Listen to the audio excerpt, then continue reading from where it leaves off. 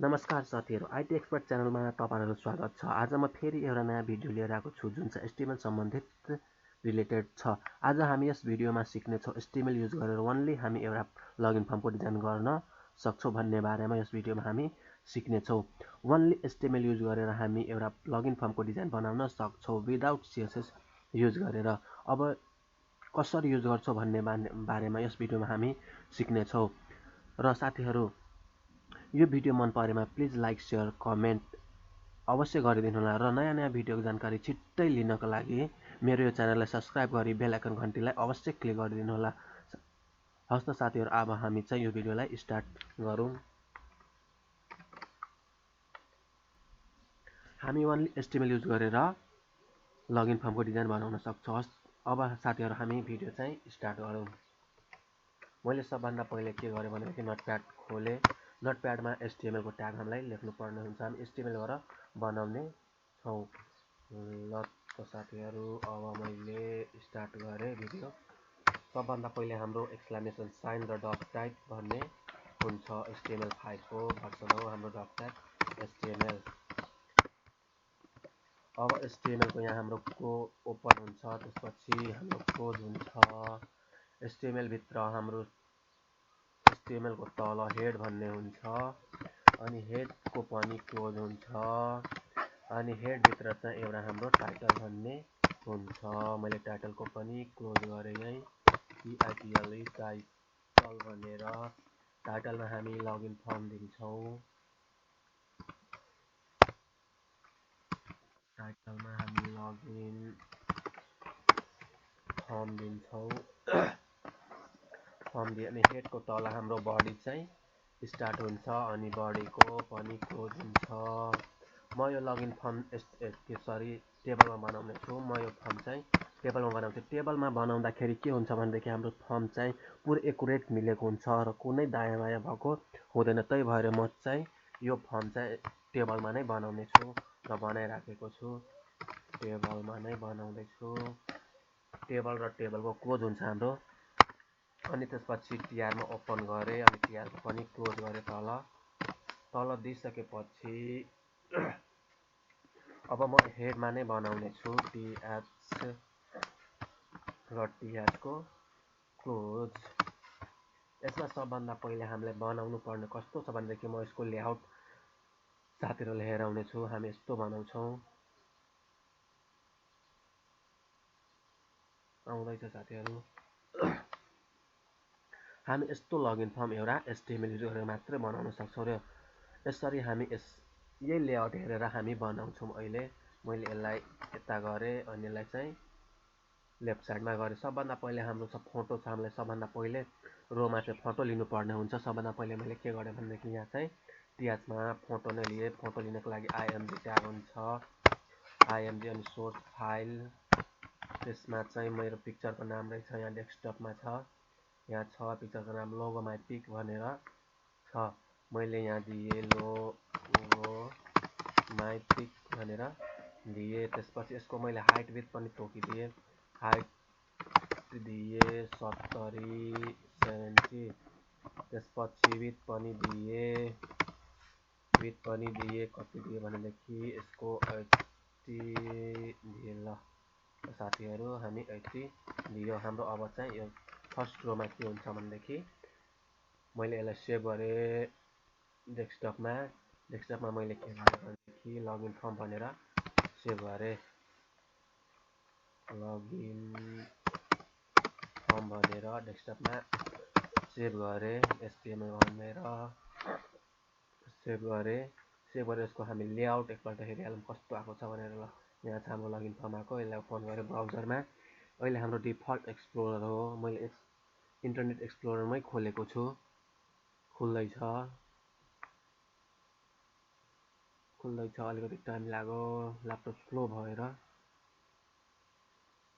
आएको छैन हाम्रो। कहाँ चाहिँ मिस्टेक भएको छ। अब फेरि हामी नोटप्याडमा जाम। नोटप्याडमा गएर कहाँ मिस्टेक भएको छ यहाँ हामी HTML को क्लोज छ। HTML अनि हेड छ। TITLE टाइटल TITLE या टाइटल मिलेको छैन हाम्रो। सेभ गरेँ मैले। अब ब्राउजरमा जाम, ब्राउजरमा गएँ, यहाँ रिफ्रेस गरेँ। रिफ्रेस गर्ने बित्तिकै एउटा टाइटल आयो, तर पिक्चर हाम्रो आएको छैन। पिक्चरमा आएको छैन हाम्रो पिक्चर लोगोमा पिक। यहाँ हामी एक्सटेन्सन दिएको छैन, डट पिएनजीमा छ हाम्रो। पिएनजीमा मैले गरेँ अनि यहाँ चाहिँ रिफ्रेस गरेँ एउटा, तैपनि मिलेन।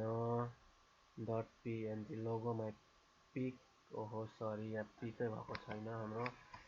पिक लोगोमा पिक, ल रिफ्रेस गरौँ, यहाँ चाहिँ हाम्रो पिक्चर अब आएको छ। अब यसै गरी हाम्रो अर्को रोमा के छ भनेदेखि यहाँ पिक्चरमा हामी हेर्न सक्छौँ युजर नेम छ। मैले अर्को रोमा अब यहाँ फेरि टिआर खोलेँ, टिआर को क्लोज गरेँ।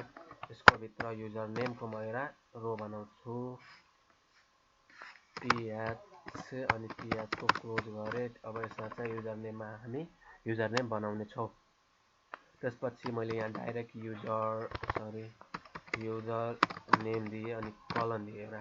त्यसपछि यति भइसकेपछि अर्को रोमा छ हाम्रो इन्टर, यहाँ छ इन्टर योर नेम छ। इन्टर योर एउटा बक्स बनाउनु पर्ने हुन्छ हामीलाई।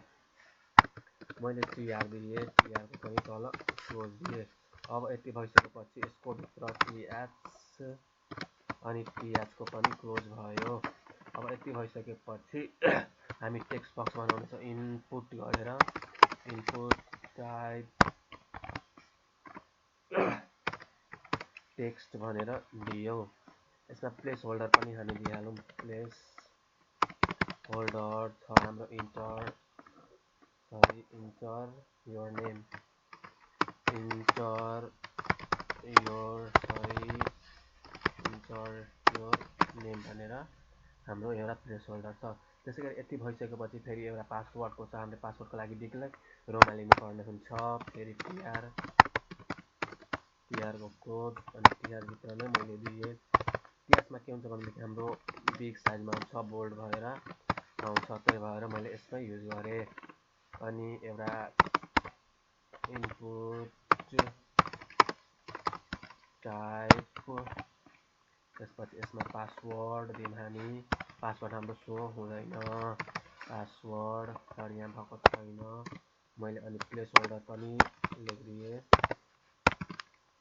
स्पेस हुँदैन, placeholder equals to double कोटेसनभित्र हामीले लेख्नु पर्ने हुन्छ। अब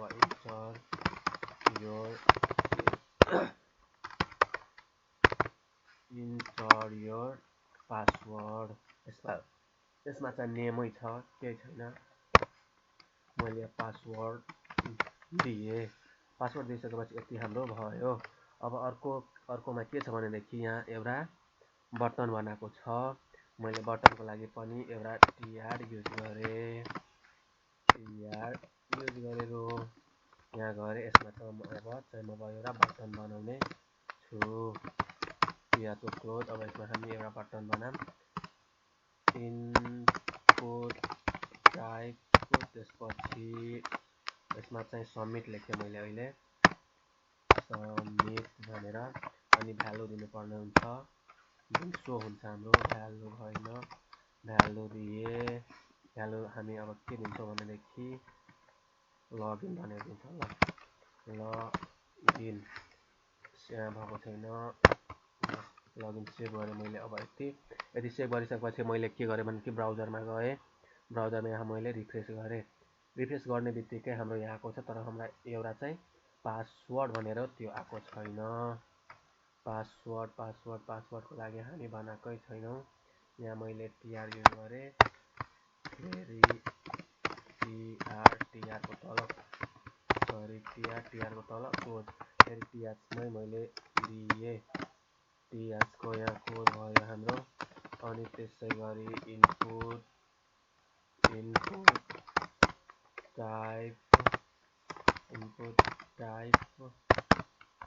पासवर्ड, इनपुट टाइप होइन, यहाँ पासवर्ड मात्रै हुन्छ, सरी यहाँ पासवर्ड नै दिनुपर्ने हुन्छ। पासवर्ड। अब सेभ गरौँ। सेभ गरिसकेपछि ब्राउजरमा जाऊँ, ब्राउजरमा गएर यहाँ रिफ्रेस गरौँ। हाम्रो चाहिँ यहाँ आएको छ ठ्याक्कै युजर नेम पासवर्ड अनि enter your name, enter your password. यसलाई चाहिँ हामी सेन्टरमा राख्दिउँ। अब सेन्टरमा टेबललाई सेन्टरमा राखौँ। सेन्टर सेन्टर यहाँ बढीमा सेन्टर गर्नुपर्ने हुन्छ। सेन्टर भएन, सेन्टर तल चाहिँ सेन्टरको हाम्रो क्लोज हुन्छ टेबलको तल। टेबललाई नै चाहिँ सेन्टरमा राख्नुपर्ने छ। टेबललाई सेन्टरमा गरे। यहाँ अब रिफ्रेस गरे। ल रिफ्रेस गर्ने बित्तिकै हाम्रो यो आएको छ। ठ्याक्कै बिचमा हामी एउटा लगइन फर्म बनाउन सक्यौँ। विदाउट सिएसएस युज गरेर हामी एचटिएमएल युज गरेर पनि एउटा लगइन फर्मको डिजाइन बनाउन सक्छौँ। अब हामी यस भिडियोमा सिकिसक्यौँ कसरी बनाउने भनेर। एचटिएमएल युज गरेर मात्रै लगइन फर्म कसरी बनाउन सक्ने बारेमा हामी यो भिडियोमा सिक्यौँ। हस्त साथीहरू, आजको भिडियो हाम्रो यति नै छ। अब म फेरि यस्तै भिडियोहरू लिएर आउने छु। मेरो यो च्यानललाई सब्सक्राइब गरी बेल आइकन घन्टीलाई अवश्य क्लिक गर्नुहोला। हस्त साथीहरू, धन्यवाद। जय नेपाल।